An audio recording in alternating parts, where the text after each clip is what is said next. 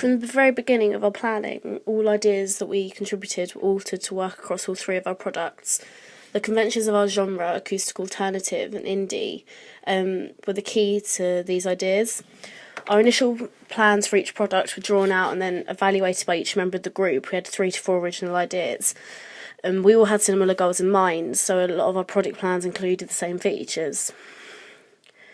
When it came to combining the plans, it was an easier process that contained stronger combined ideas rather than attempting to mix completely opposing elements. We first looked at for inspiration from artists such as Ben Howard and Benjamin Francis Leftwich, as they're very successful within our chosen genre and amongst our target audience.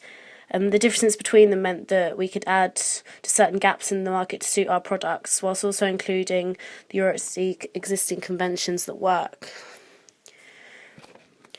Our original digipack ideas included no direct address on the cover, and the inclusion of natural imagery in country settings and images of artists in these scenes.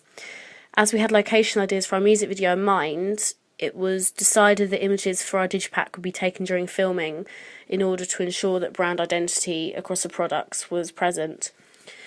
We felt that urban environments were more suited to rap, rock and pop genres. The original plans for our video are focused around how the song made us and our audience feel, with the target audience being focused on their love of deep and meaningful music. We chose to conduct lyric analysis as we listened to the song in full with our eyes closed, and then wrote down on post-it notes exactly what we imagined when listening. So the exercise let our imaginations create the settings and shots which we came to use, and the storyline that fitted best with the lyrics. The settings and motif of love and loss are the two main ideas that we have taken all the way through our planning and construction. The first webpage plans were incredibly similar to our digipack in design. It mainly differed through its contents. With a dedicated target audience, we wanted to ensure that our artist's webpage was interactive and socially integrated. So that's why we've created a Twitter, Instagram account, Facebook account. The inclusion of the Twitter feed on the blog, like news feeds, and on the homepage of our webpage, are also ideas that we kept through the project. We felt that was incredibly important. And embedding the YouTube videos and having the latest images uploaded and adding live events news was also very important to us. We wanted our audience to feel like the site was alive with activity and the spirit of our artist. As we continued through the project, it became apparent that when we changed a large part of one product, it was going to affect all three.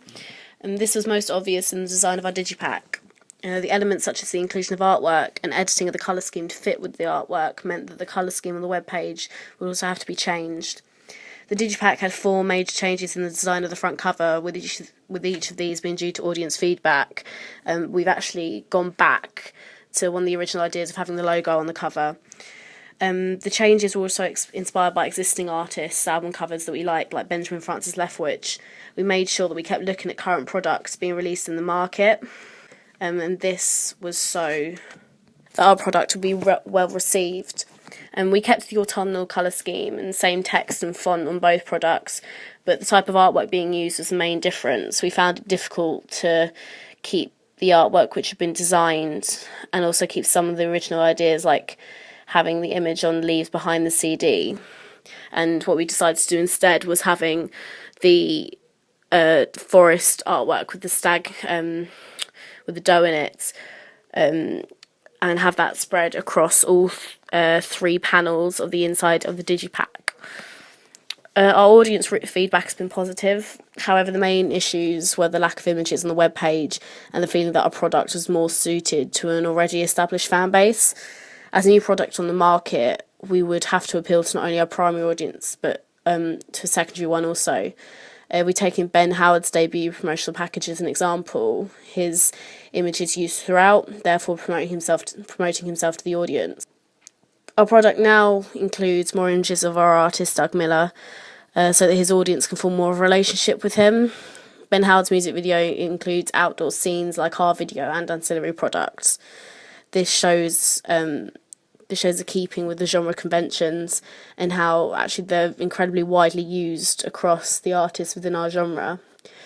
many of his songs are also about love and relationships, so it's good that we keep to these themes within our products, and it links very much with the song that we chose. Our webpage contains very similar elements to Ben Howard's.